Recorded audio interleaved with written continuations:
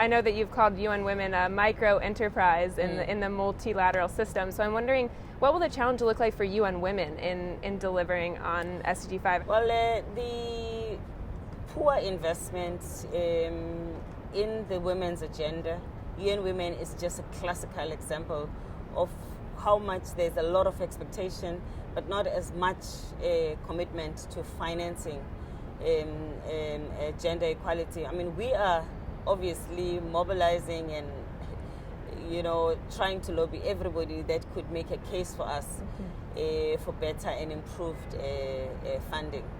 I mean, that is a challenge. It's also going to, for us, depend on who else wants to take some of the chunk of the actions that need to be taken.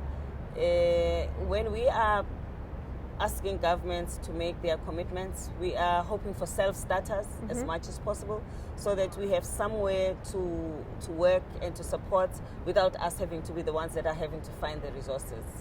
And speaking of someone else perhaps taking on a chunk of this, we're here tonight talking about integrated development. And I'm just kind of wondering how that's factoring in, especially to the women's empowerment principles, and how perhaps stronger integrated development across sectors, across actors could help strengthen and help those principles get into practice. Yeah, I mean, integrated development for us is both about getting different constituencies to work together in the area of economic empowerment. For instance, it just cannot be government alone. You need private sector to be a critical role player there. They are the ones that run economies. You need the education system to train and produce people that can work in the community. But you need the human rights aspect in order to make sure that the work that is being done by women does not exploit and violates their rights. You also need to make sure that at a policy level, the macroeconomic policies are enabled. So an integration and sort of an aligned thinking by all these sectors become very important. And also focusing on the life cycle of a woman, not to compartmentalize a woman. So because if you have the health sector not working with the education sector, but all of them targeting the same people, sometimes they can actually work at cross purpose. Definitely.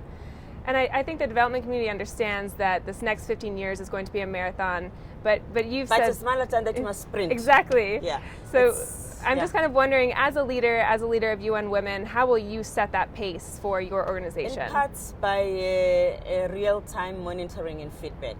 That is why when we start on the 27th, for us that's the day one of implementation. So we won't even wait for a week to pass before we start with the implementation. Because even though we are merging the closing of the gaps that were identified in Beijing, we're at the same time implementing critical aspects of Goal 5, because there is an overlap there. And it is our intention to produce some kind of a barometer or scorecard that will track the implementation starting from the first year of the SDGs, and we are hoping that will keep the pace very fast and very intense.